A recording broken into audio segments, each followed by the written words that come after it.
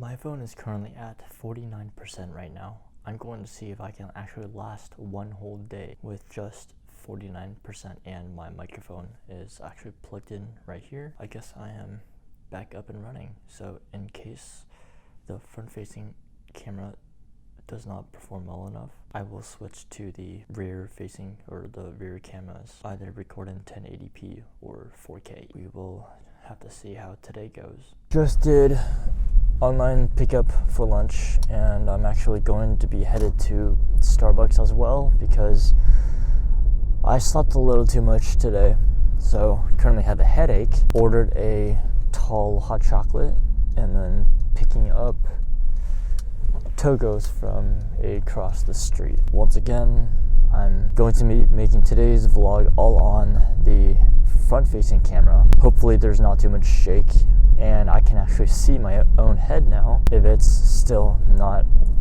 up to par, then I will switch back to the back cameras. I'm also not using the tripod. I'm doing this handheld. I can tell the highlights are a little flat.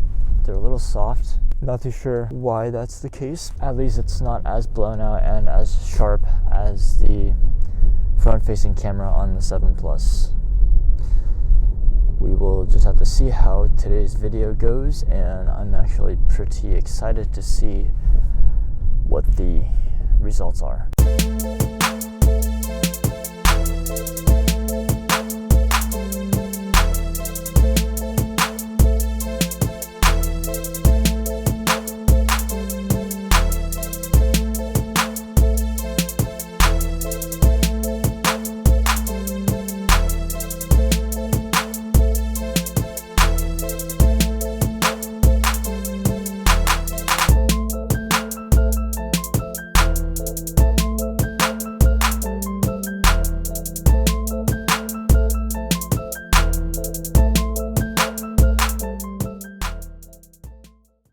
Just got my hot chocolate right here, and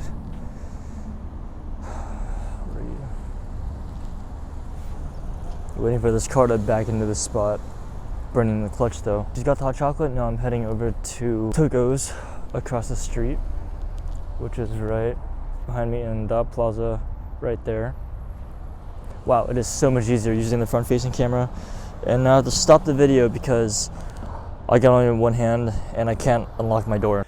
However, I realized the only issue when I can see myself filming is I was filming with the back camera on the 7 Plus. I had no other options than to look at the lens, but now that I can actually see myself on the screen, unfortunately the camera's over here on this side of the phone. I'm finding myself constantly looking back on the screen, which means my eyes are not looking at you guys in the lens. So I gotta get back into the habit of looking into the lens instead of looking at myself on the screen. Just looked at the video footage, and unfortunately I think there's still some camera shake using the front-facing camera. I watched the footage of driving in the car to Starbucks and also the tiny little segment from when I was walking from my car into Starbucks, and that footage looks a lot better than after exiting Starbucks and filming that little segment when I'm walking back to the car and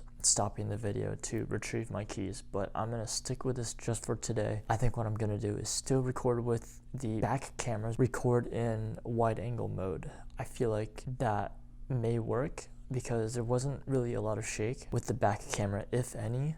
The optical stabilization in the 11 Pro Max did take care of most of it. Another thing I realized, and I don't want to jinx this if this is the case, but the popping from the audio is also gone. I don't know if that was just the 7 Plus or if that's something new with the 11 Pro Max, but that's also pretty exciting because then that means that the audio won't be, a tiny bit out of whack. Now it'll be a lot clearer. Right now it's 2:35.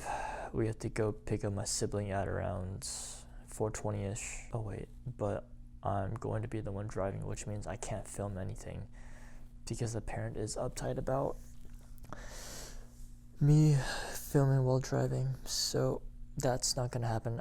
Truth be told, I don't know when I'm ever going to actually do an actual review of the Tesla. I'm still waiting to see when I can do it. I really don't know when that's gonna happen. I know I said I was gonna do it last week. Now that I think of it, the only one time when I can do it is when I can get to the car by myself. I don't know when that's gonna happen. I'm just going to have to wait and see.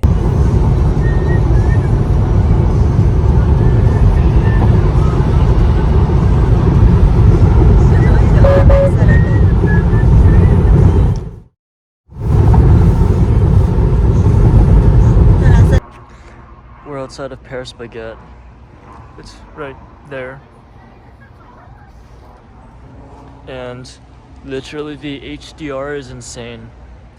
I know with the 7 Plus, the highlights will be a tiny bit blown out and the shadows wouldn't stand out as good, but since the 3 is white with the sunset, you know, active at the moment, yeah, I'm actually really impressed. This is the 0.5, that's the 1. Move out of the way in case.